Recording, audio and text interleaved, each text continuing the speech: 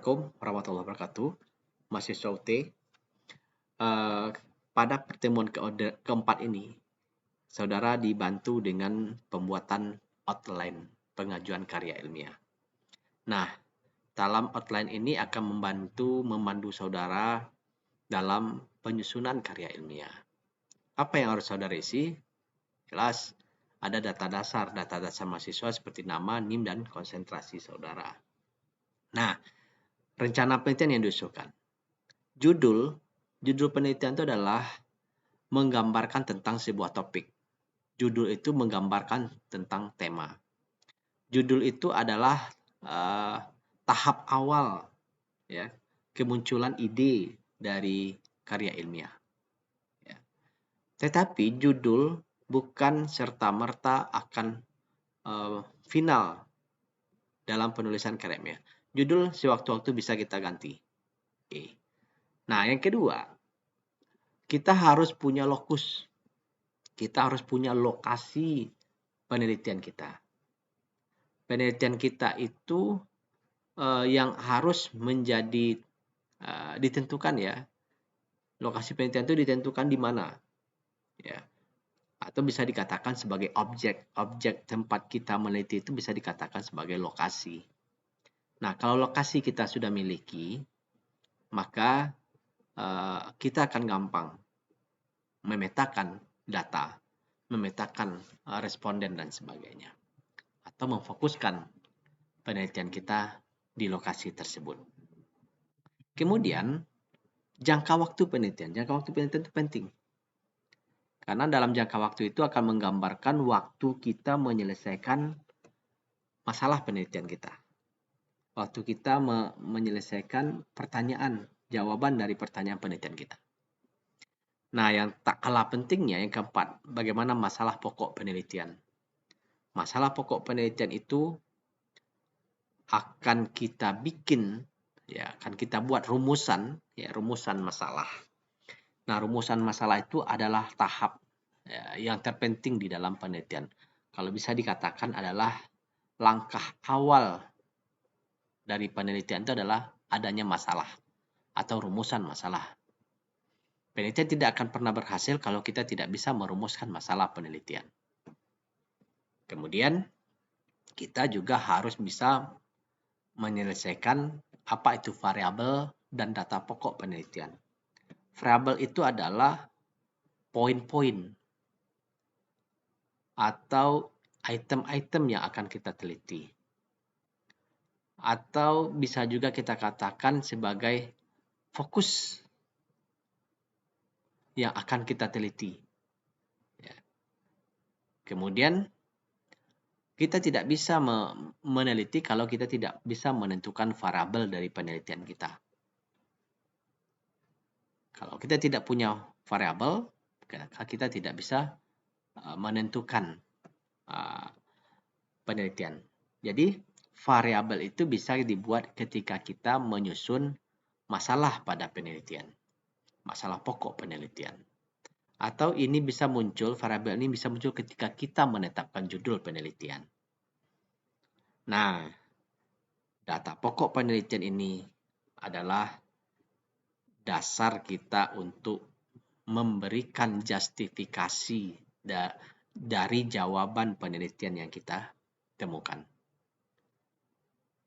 Ya, data penelitian ini akan kita dapatkan di tempat lokasi penelitian kita. Nah, ketika kita sudah bisa membandingkan, sudah bisa kita mencari, menetapkan variabel dan data penelitian, maka tahap berikutnya, saudara harus bisa. Bagaimana saudara bisa menyelesaikan atau mendapatkan jawaban dari pertanyaan penelitian atau masalah pokok penelitian. Otomatis kita butuh pengalaman orang lain. Kita butuh teori ya, yang harus kita bangun untuk menjawab pertanyaan penelitian kita. Berikutnya, kita butuh alat untuk menjawab rumusan masalah. Kita butuh strategi, kita butuh metode untuk menjawab pertanyaan-pertanyaan penelitian yang kita susun pada masalah pokok penelitian. Kemudian, kita harus membuat desain penelitian. Seperti apa? Kerangka berpikir, kerangka konsep, dan sebagainya. Mungkin kita harus bisa pula menentukan apa itu subjeknya. Subjek penelitiannya apa?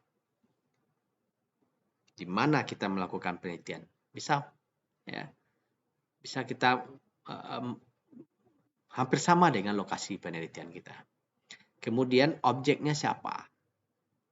Objek penelitian kita apa? Siapa dan apa? Apanya yang akan kita jadikan objek penelitian kita? Kemudian jika kita sudah dapatkan variabel, maka kita harus membangun cara kita mengumpulkan data untuk mendapatkan data. Jika penelitian kita adalah penelitian dengan jenis kuantitatif, maka kita butuh yang namanya instrumen penelitian. Instrumen penelitian atau dikenal juga dengan bagaimana kita bisa membuat kuesioner. Nah, instrumen ini bisa jadi di sini diminta adalah bagaimana cara kita mengumpulkan data, bagaimana cara kita mengolah data yang sudah dikumpulkan, bagaimana kita menginterpretasikan atau menganalisis berdasarkan pada metode dan desain penelitian. Alat penelitian kita. Ya. Alat analisis kita. Alat analisis itu berada pada metode penelitian. Kemudian bagaimana kita menyajikan hasil penelitian, menyajikan data penelitian. Dan terakhir, apa output dari penelitian yang kita lakukan. Oke, saudara-saudara sekalian. Untuk mengerjakan ini, kita sudah punya bantuan nih. Ini bantuan, ya. Outline rencana karya ilmiah itu pertama kita berbicara masalah latar belakang. Latar belakang itu berisikan fenomena, kenapa judul ini penting? Untuk apa penelitian ini dilakukan? Untuk apa dasar pemikiran ini kita gunakan? Ini yang harus ada dalam latar belakang. Kemudian bagaimana kita penjabaran masalah. Masalah pokok apa yang hendak kita teliti? Apa yang jadi fokus titik atau titik pusat dari permasalahan. Ini yang saya katakan penting. Ketika kita sudah menemukan masalah penelitian, maka separuh dari penelitian itu kita sudah lakukan, sudah kita temukan. Ya kan? Apa yang menjadi fokus, variabel apa yang mencakup, dan bagaimana keberadaan masalah yang dimaksud. Kita tidak bisa menjawab masalah kalau kita tidak punya teori. Ini yang saya katakan sebagai pengalaman-pengalaman peneliti terdahulu. Kita butuh teori untuk menyelesaikan masalah ini. Kemudian kita perlu pendekatan metodologi dan desain penelitian. Ini yang perlu kita dalami. Kemudian rencana kegiatan penelitian. Oke, saudara-saudara sekalian, silakan saudara menyelesaikan ini di pertemuan ke